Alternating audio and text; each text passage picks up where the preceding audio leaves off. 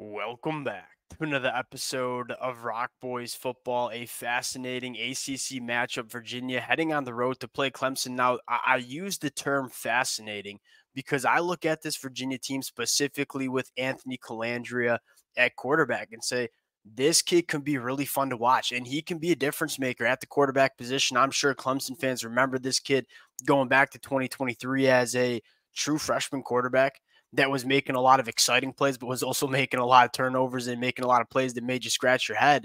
You look at Anthony Colandrea through the first half of the 2024 season and say, this kid is still making those exciting plays, but he's also limiting the amount of times that he's putting the ball in harm's way, which I think makes him a very dangerous quarterback for a defense like Clemson that wants to be aggressive, that wants to play a lot of man coverage. Really interested to see how Clemson decides to deal with Anthony Colandrea. This Virginia team, I think, is much more impressive than I would have thought they were going to be heading into 2024. Now you flip it over and look at Clemson and say, I don't think there's a team that's improving as fast as Clemson and that's as hot as Clemson. In this 2024 season, yeah, that week one loss to Georgia, the national media jumped on Clemson as they normally do. Ever since that football game, specifically on the offensive side of the football, this has been a different offense. This is by far the best football we've seen Cade Klubnik play during his collegiate career. And I think Clemson fans are kind of fired up about what this team can continue to become throughout the 2024 season. Excited to get into this one. Before we do, and as always, massive shout out to y'all. It's been a blast doing these preview prediction episodes, and the amount of support y'all continue to show, it means the absolute world. If you guys do enjoy the content, consider subscribing to the channel. Much more importantly, would love to hear your thoughts, your opinions, your predictions in the comment section. And without further ado, let's get into this one. I want to start with this Virginia offense going up against this Clemson defense that Clemson fans, I'll say something that maybe you disagree with, maybe you agree with. I think this Clemson defense is starting to turn it up. I would go out and argue that they played kind of some garbage time games against NC State and App State kind of midway through September. I wanted to see this Clemson defense, step up and be a little bit more smothering.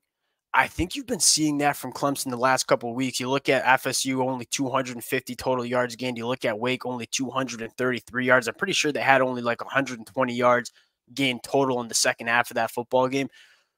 I don't know if it's a coincidence with Peter Woods coming back into the lineup, but you're starting to see this Clemson defense really start to turn it up and kind of be that dominant Clemson defense that we expected heading into 2024. I think the front seven starting to be a little bit more disruptive. You look at the secondary, this secondary is awesome. Like, we've given Avian Terrell his flowers, one of the best cornerbacks, not only in the ACC right now, but in the country. But then on the other side, like, Jaden Lucas has emerged as an all ACC caliber guy. You look at RJ Mickens at the safety spot, stuff that we talked about yesterday. This secondary is starting to play really good football. And when you couple a secondary that can get their hands on footballs and kind of make some plays with a front seven that's kind of ramping it up in terms of how disruptive they're being on the quarterback, that's a really good recipe if you're Clemson and you're trying to have that elite, that national championship caliber defense that we kind of expect from Clemson. Now, you flip the side here, you look at Virginia's offense. I think the biggest storyline is, how does Clemson deal with Anthony Colandrea? This kid is lightning in a bottle at times. I mean, he's got a very impressive arm. He can make a lot of different throws, but I think the athleticism, his playmaking ability from the quarterback gives you something that you need to think about. And we know Clemson likes to play a lot of man coverage, so their defensive backs will have their backs turned to Anthony Colandrea at times. Does Clemson go to a little bit more zone so they can keep eyes on Anthony Colandrea? Because this is a guy that wants to get out of the pocket. He wants to scramble around. He wants to make plays as an athlete. That's the number one storyline, is how does Clemson decide to deal with Anthony Colandrea, where I think Clemson can win their matchups in man coverage on the outside. But when you want to go to man coverage, you got to make sure somebody's being accountable for the quarterback. And that might be a quarterback spy. And the good news for Clemson, he's got two really good linebackers who are certainly capable of doing it, with Wade Woodaz and Barry Carter. That's my biggest story, is this Clemson defense wants to be aggressive. They want to play a lot of cover one. They want to bring some pressure. They want to play man coverage on the outsides. How do you make sure Anthony Colandrea doesn't kill you with his athleticism? I think it'd be quarterback spy with guys like Barry Carter and Wade Woodaz. That being said, Dabo Swinney, Wes Goodwin, a lot smarter than me when it comes to dialing up a defense. So I think that's the biggest storyline that you're looking at there. This Virginia offense is quite balanced. Like, it's almost an exact 50-50 split run and pass. Two talented running backs, a really talented wide receiver in Malachi Fields. They also got a nice tight end as well.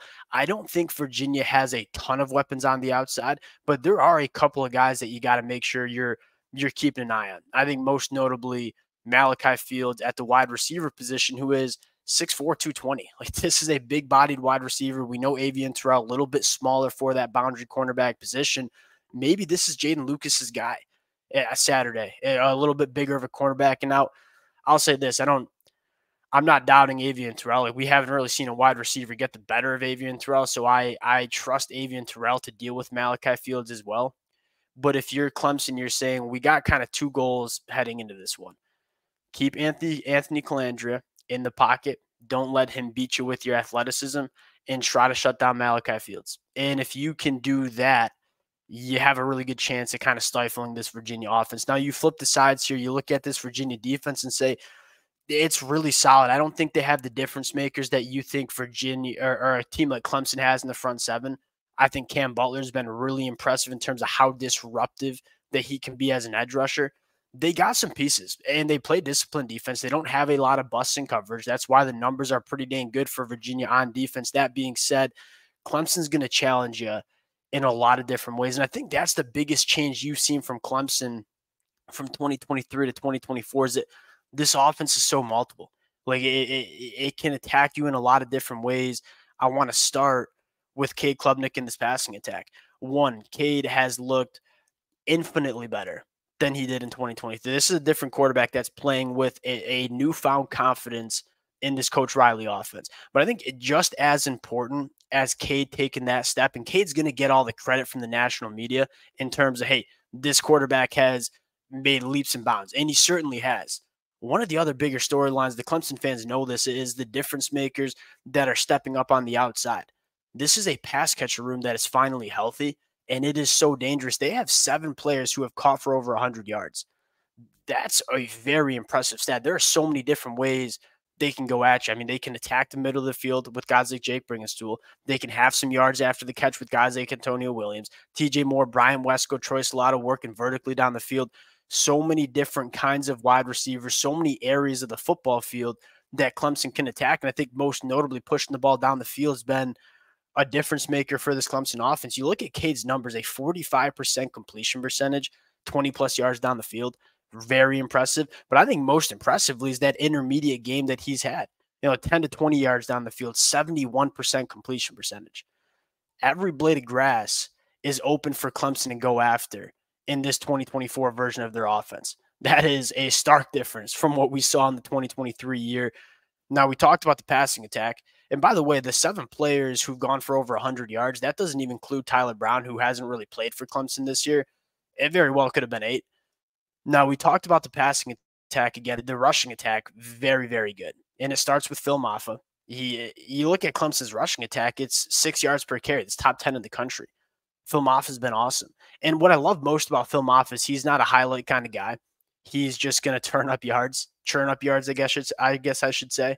He's really good after contact. He's going to break a lot of tackles. When he gets to the second level, there's a little bit more juice than you might have assumed with Phil Maffa. I think we kind of assumed Phil Maffa was that bulldozer, short yardage back to kind of complement Will Shipley. Like, as Phil Maffa has been able to take over that running back room, this kid has shown that he's a all-purpose running back. He can make it happen out of the backfield. He can make it happen when he gets to the second level. And I think another storyline is Cade Klubnik's legs. You're seeing Coach Riley lean into Cade Klubnik's legs the right way. And you're seeing Cade get really comfortable with, hey, I'm going to stay in the pocket and I'm going to continue to process. But when it is time to break out of the pocket and go be an athlete, he's much more comfortable knowing when to do that. And he has crushed teams with the athleticism that he has. You're seeing this Clemson offense kind of just find its form. Now, you get into the pick here, Clemson 22.5-point favorites against Virginia. I think it's really hard not to go with Clemson here. I'll be hand up and say I was kind of wrong on Virginia. Like, I didn't think they'd be a very good football team in 2024. And I'm not sure how good they are, where the strength of schedule isn't elite.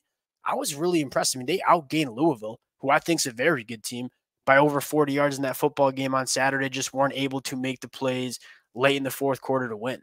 This is a Virginia team that's dangerous, but I look at Clemson and just say it feels like this team's getting better and better as the season goes on.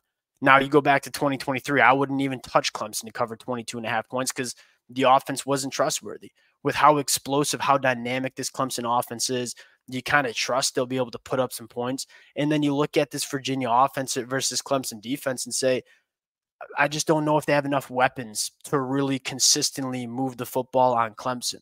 Now, if Anthony Colandrea can run wild, that would be a concern. That's the concern I have taken Clemson.